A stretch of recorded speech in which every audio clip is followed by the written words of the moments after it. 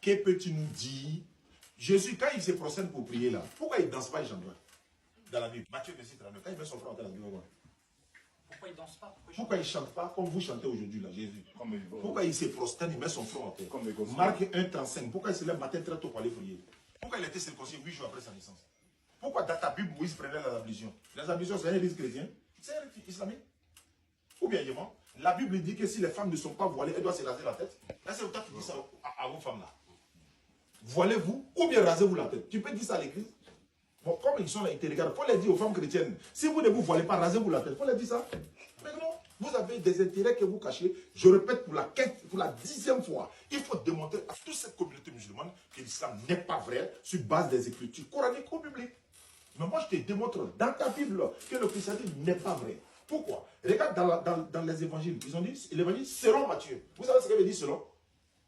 C'est pas moi. S'il y a un problème, c'est Matthieu qui a dit, c'est pas moi. Nous, on dit Allah a dit, et puis on assume, et puis on confirme. Mais lui dit selon Matthieu, selon Marc, selon Luc, selon Jean. Luc dit qu'il n'a jamais vu Jésus. Dans le premier livre de Luc chapitre 1, verset 1 à 3. Ayant fait des recherches exactes, pour te les exposer, excellent Théophile, il a fait des recherches, il est venu exposer. Et puis Matthieu, tu as appris à 10 tout à l'heure. Tous les nouveaux évangiles là, c'est à 10. Nouveau Testament là, tout est à 10. Est-ce que tu comprends un peu? Donc ce n'est pas ça le sujet. Tu étais chrétien. Tu es devenu, disons, tu étais musulman, tu es devenu chrétien. Il y a des milliers de musulmans qui te suivent à travers le monde.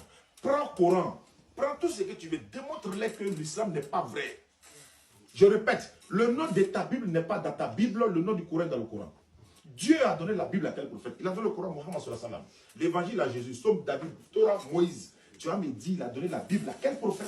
Et puis tu vas me répondre. Parce que la Bible dit, par exemple, dans Proverbe 31, 6, 7, il dit si tu as des problèmes, il faut boire l'alcool pour oublier ton problème. Est-ce que tu passes ça? Toi, tu peux dire ça à ton enfant? Proverbe 31. On peut vérifier? Voilà, après tu vérifies. Proverbe 31, 6, 7. Le roi Lumière, sa mère l'insurgit en lui donnant des conseils. Mais fais attention, si tu me dis c'est le roi Lumière, sa mère lui donne des conseils, je vais te poser la question derrière. Il a été inspiré par qui? La Bible, c'est la parole de Dieu. Donc, le roi Lumière a été inspiré par qui? Qui lui a dicté le mot là?